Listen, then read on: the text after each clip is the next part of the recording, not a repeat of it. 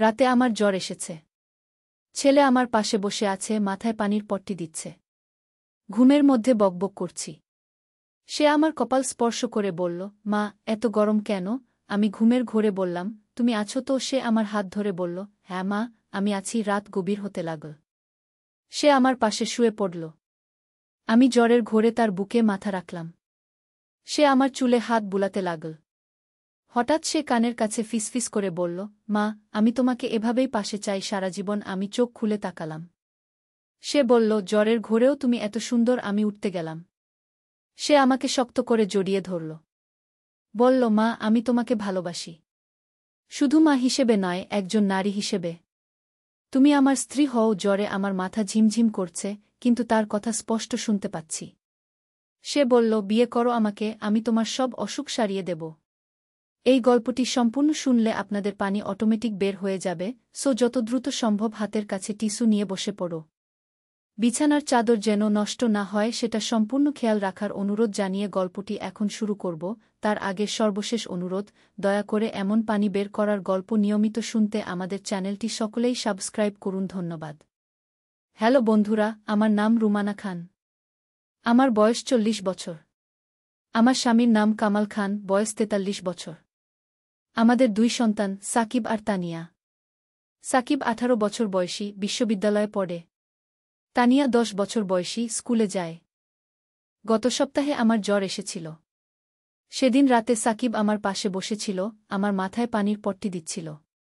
জ্বরের কারণে আমি ঘুমের মধ্যে বিটবিট করছিলাম। সাকিব আমার কপাল স্পর্শ করে বলেছিল, মা, এত গরম কেন তোমার শরীর? আমি ঘুমের ঘোরে বলেছিলাম, তুমি তো আছো আমার পাশে। সে আমার হাত ধরে বলেছিল, হ্যাঁ মা, আমি সবসময় তোমার পাশে আছি। রাত আরও গভীর হয়ে যাচ্ছিল। সাকিব আমার পাশের বিছানায় শুয়ে পড়েছিল। জ্বরের কারণে আমি অজ্ঞান অবস্থায় তার বুকে মাথা রেখেছিলাম। সে আমার চুলে হাত বুলাচ্ছিল। হঠাৎ সে আমার কানের কাছে ফিসফিস করে বলেছিল, মা, আমি চাই তুমি সারা জীবন আমার পাশেই থাকো। আমি চোখ খুলে তার দিকে তাকিয়েছিলাম। সে বলেছিল, জ্বরের মধ্যেও তুমি কত সুন্দর দেখাচ্ছ। আমি উঠতে গেলে সে আমাকে জড়িয়ে ধরেছিল। বলেছিল, মা, আমি তোমাকে ভীষণ ভালোবাসি। শুধু মা হিসেবে না, একজন মানুষ হিসেবেও। তুমি আমার জীবনসঙ্গী হয়ে যাও। জ্বরে আমার মাথা ঝিমঝিম করছিল, কিন্তু তার কথাগুলো স্পষ্ট শুনতে পাচ্ছিলাম। সে আরও বলেছিল, আমাকে বিয়ে করো মা, আমি তোমার সব রোগ সারিয়ে দেব। সেই মুহূর্তে আমি বুঝতে পারছিলাম না কি ঘটছে। জ্বরের কারণে আমার মস্তিষ্ক ঠিকমতো কাজ করছিল না। কিন্তু সাকিবের কথাগুলো আমার মনে গেঁথে যাচ্ছিল। সে আমার হাত ধরে বলছিল, মা, তুমি কি আমার কথা বুঝতে পারছ? আমি তোমার সাথে সারা জীবন থাকতে চাই। আমি তার দিকে তাকিয়ে দেখলাম তার চোখে অদ্ভুত এক আগুন জ্বলছে। তার কণ্ঠস্বর কাঁপছে। সে আমার গাল স্পর্শ করে বলছিল, মা, তুমি আমার একমাত্র ভালোবাসা। আমি তোমাকে ছাড়া বাঁচতে পারব না। হঠাৎ করেই আমার চেতনা ফিরে এলো। আমি বুঝতে পারলাম যে আমি স্বপ্ন দেখছিলাম। জ্বরের কারণে আমার হ্যালুসিনেশন হচ্ছিল।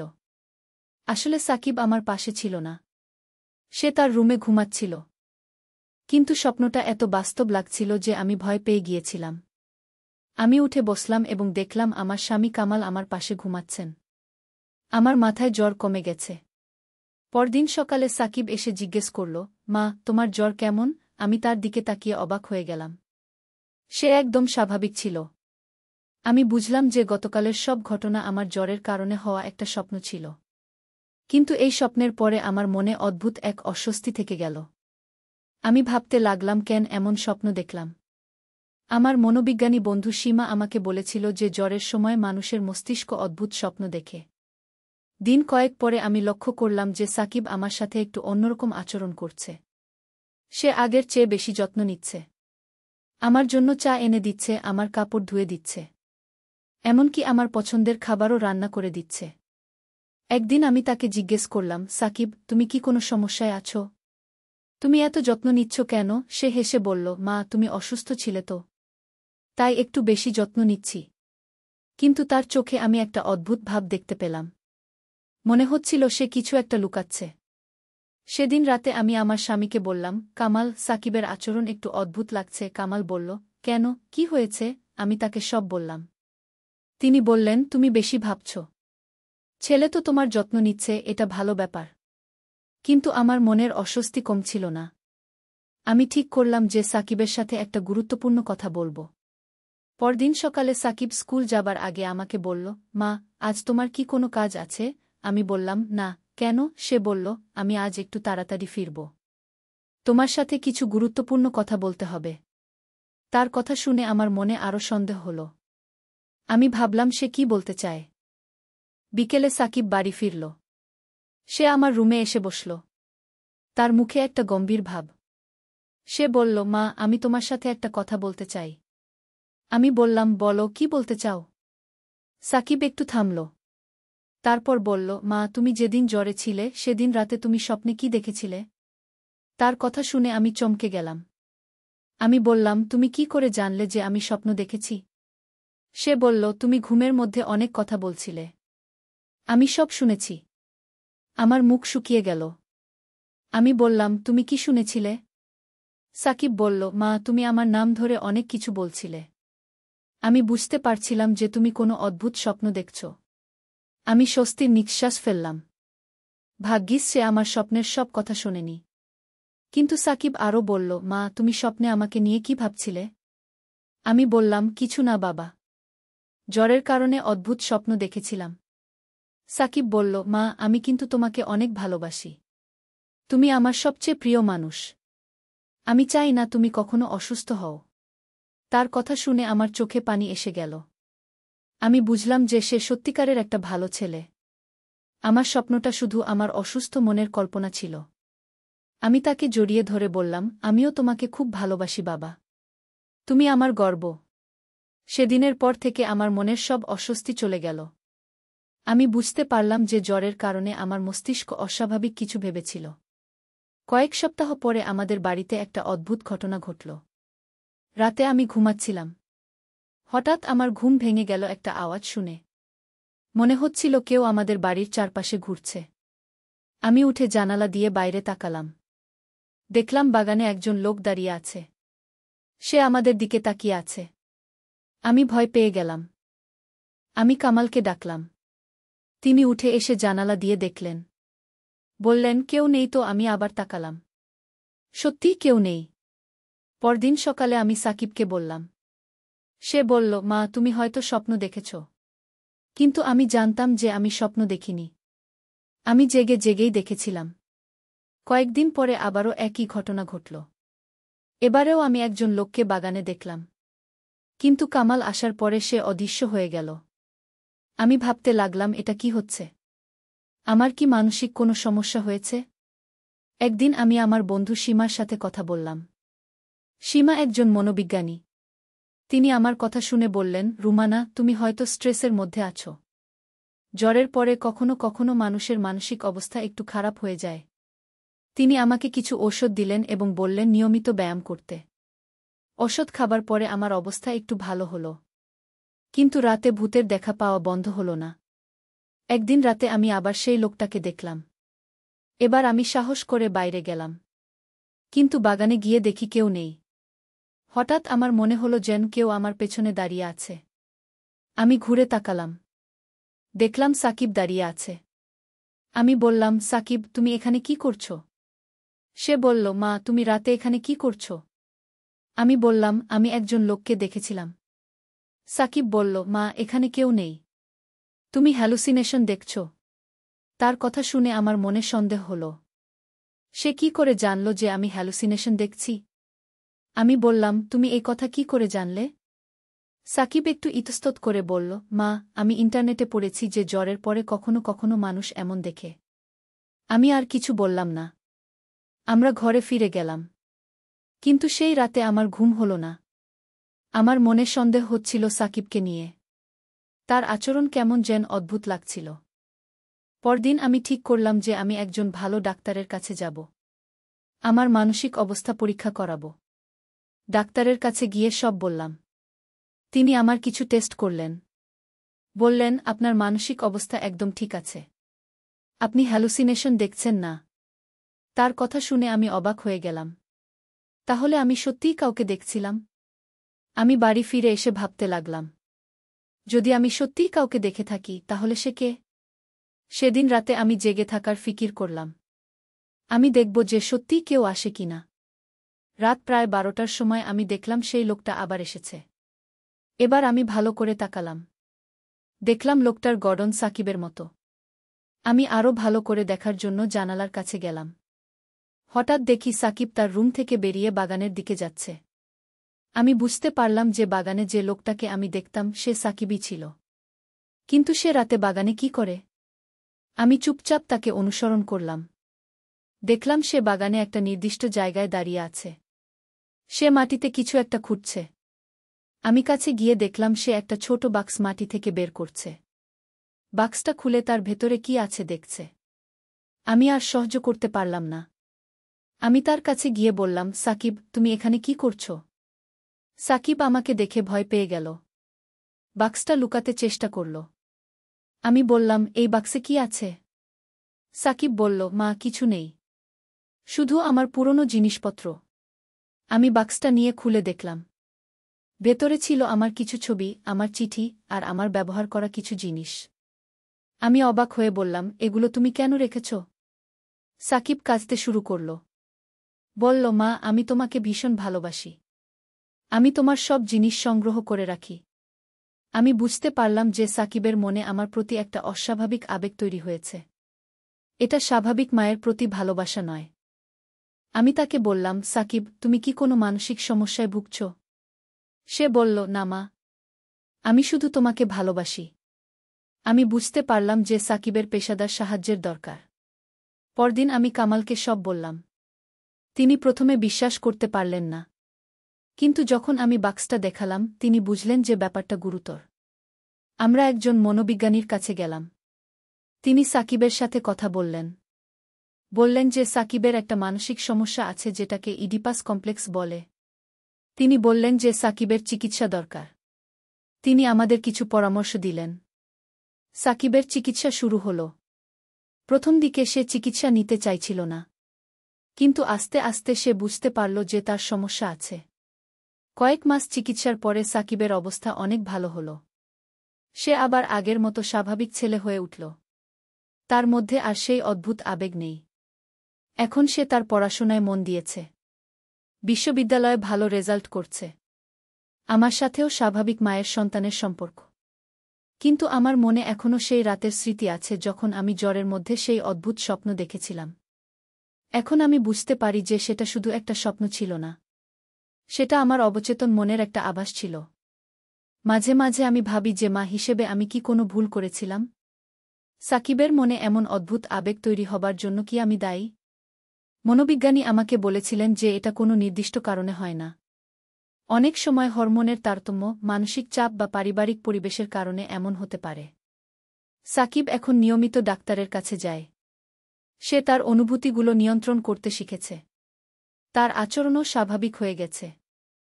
তানিয়া এইসব ব্যাপারে কিছু জানে না। আমরা তাকে কিছু বলিনি কারণ সে এখনও ছোট। তার মানসিক বিকাশে কোনো নেতিবাচক প্রভাব পড়ুক সেটা আমরা চাই না। কামাল প্রথমে খুব মর্মাহত হয়েছিলেন। তিনি নিজেকে দোষ দিচ্ছিলেন। ভাবছিলেন তিনি সাকিবের সাথে পর্যাপ্ত সময় কাটাননি। কিন্তু ডাক্তার তাকে বুঝিয়েছেন যে এটা কারও দোষ নয়। এখন আমাদের পরিবার আবার স্বাভাবিক হয়ে গেছে। সাকিব তার ভবিষ্যৎ নিয়ে পরিকল্পনা করছে। সে চায় ইঞ্জিনিয়ারিং পড়বে।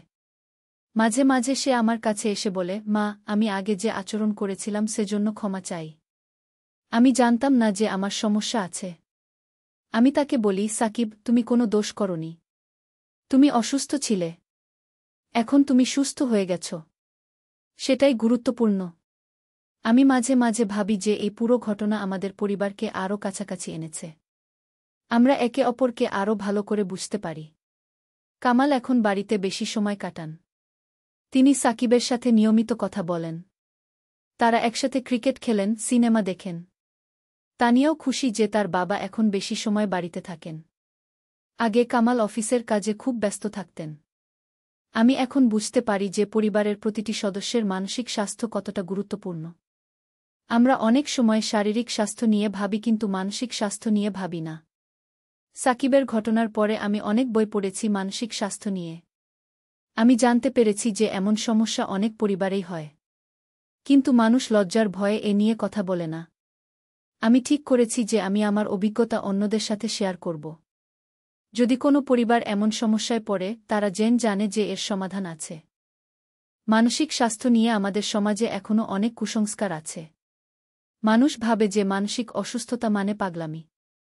কিন্তু এটা সম্পূর্ণ ভুল ধারণা। সাকিবের ডাক্তার আমাকে বলেছিলেন যে সময়মতো চিকিৎসা নিলে এ ধরনের সমস্যা সম্পূর্ণ সেরে যায়। কিন্তু অবহেলা করলে সমস্যা বাড়তে থাকে। আমি এখন অনেক বেশি সচেতন। তানিয়ার আচরণেও আমি নজর রাখি।